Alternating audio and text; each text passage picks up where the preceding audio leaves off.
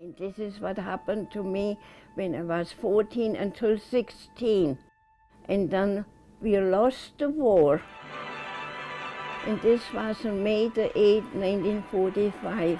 I have been writing 71 years on and off. And here is the fingers to prove it. I'm proud of it, and it's a labor of love. I could never have children, but your children will benefit from it. And I did it all in honor of God, America, and my Johnny. Every word, every sentence, every letter is from her love of being an American citizen.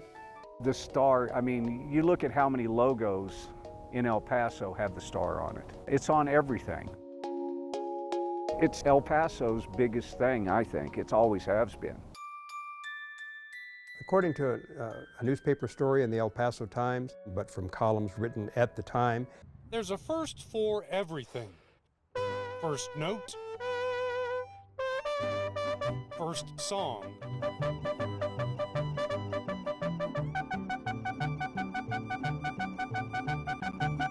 first generation. From eyes to the sky in admiration. I was always that kid that would look up to the sky, see an airplane, and wish that I was the one in that cockpit. To landing in the captain's seat himself as a 17-year-old.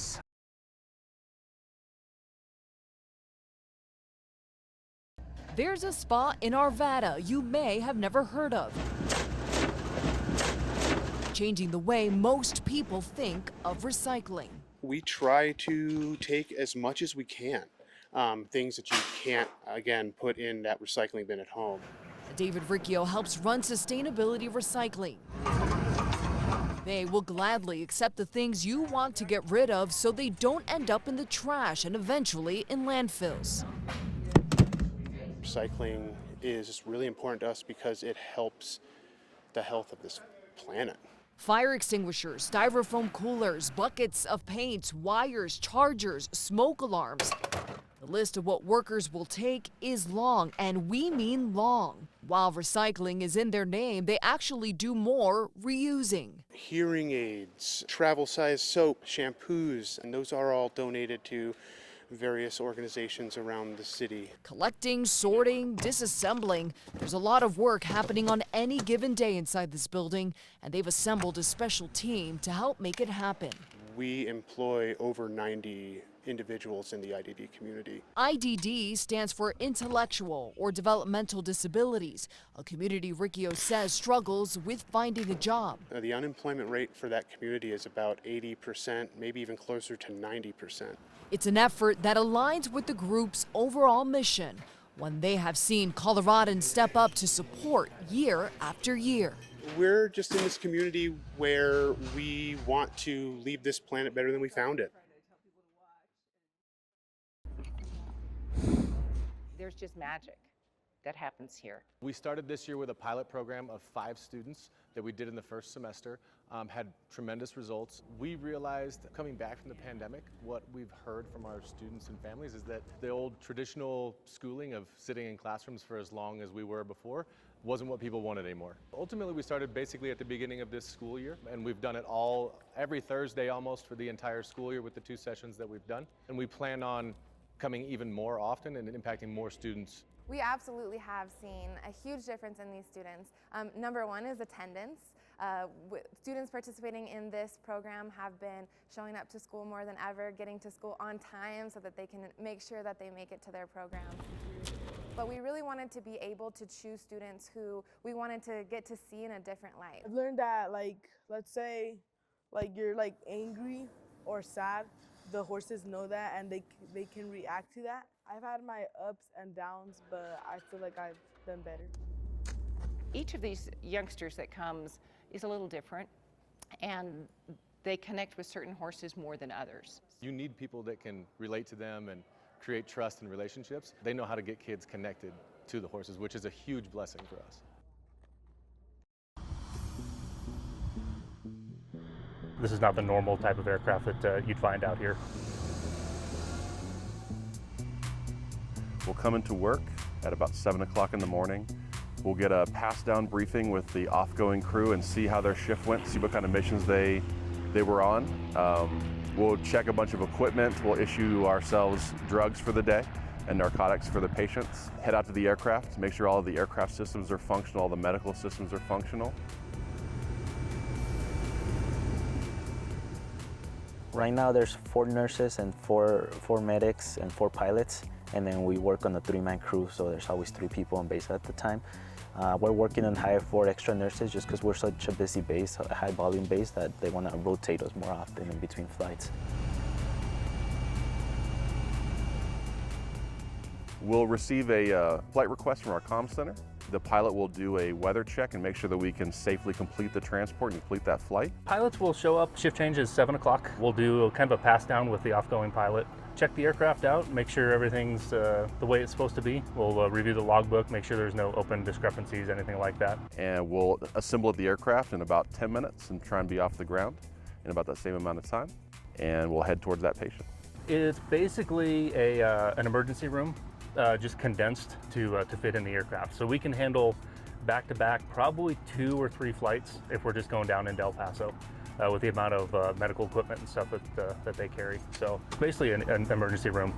This is a Eurocopter EC-135. That's a twin engine, light utility helicopter. We have a custom interior, of course, to do the medical stuff. I think each engine's about 750 horsepower, something like that. So a lot of power, pretty quick, pretty smooth. We're specialized in critical care. So the majority of the patients we transport are very sick patients, whether it be traumatic injuries from like a motor vehicle accident or some kind of a rural assault or other trauma, and take care of a patient who maybe that hospital may be ill-equipped to take care of. So a high-risk medical patient or a high-risk obstetrics patient, they usually utilize our services for the sickest of the sick. People that can't survive the ambulance transport. Our bread and butter run is going to be picking up here locally in Las Cruces, taking the patient down to El Paso. Sometimes we'll end up going up to Albuquerque, but the scene calls are different because you never really know what you're going to get into as far as where you're going to be landing, what the patient condition and stuff is going to be like. So it's everybody's kind of on their toes. You don't really know what you're going to get into until you're there. So depending on diagnosis is depending on how we treat the patient. If it's a trauma, they're actively bleeding out, we're giving blood, we're stabilizing an airway. If it's neurology, they have a brain bleed, we're checking, make sure there's no deficits or they're not getting any worse, and just giving medication to try to bring down the pressure in the brain. So it all depends on what kind of patient we're transferring. Normally when we come on shift, we're looking at about 3 flights a day. It's a normal pace for this base. Our standard turnaround time is going to be around 2 hours. For instance, we'll fly from here over to a local hospital. It'll take the med crew about 30 minutes or so to what we call package the patient, get them hooked up to their medical equipment and all that stuff. I think it's important because we're fast, and then we get to start the process in the route over there. It's not like, oh, we just scoop them, go. We actually have the tools. We have blood in the helicopter if they're bleeding out. We have medications that we could give to bring down pressures in the brain and stuff like that. So we start the care here, and then we get them the fastest possible to where they're going to get definitive care. All of the clinical staff at Air Methods have at least 3 to 5 years of pre-hospital experience as a paramedic, or 3 to 5 years of ER and ICU experience as a nurse. And that gets you through the door to come on with the company. Then we receive hours upon hours of indoctrination training and ongoing education. I believe it's about 2,000 hours that you have to have of flight time and experience built up before you can come into the air medical industry like this. Especially down here in southern New Mexico, this time of the year, our monsoon season can get kind of sketchy. When you're trying to make a weather call, it can be very difficult. Not quite sure where thunderstorms are going to end up, if there's going to be hail in it, or how severe they're going to be, if it's going to build up and blow up into something where you get stuck somewhere, can't actually transport the patient. I think mindset's really important. I think the mindset that most of us develop is that we need to not focus on the injury, but focus on our ability to take care of it. I think we try and go through a meticulous process and a very regimented process of finding life-threatening injuries and fix them in line with how we find them, and stabilizing the patient as best we can. I think it's significant and important because we get people where they need to be in a timely manner. It's actually very rewarding. I don't know if it's selfish or not, but it's a very rewarding job when you realize you've actually impacted somebody's life and made a difference for them, hopefully in a positive way.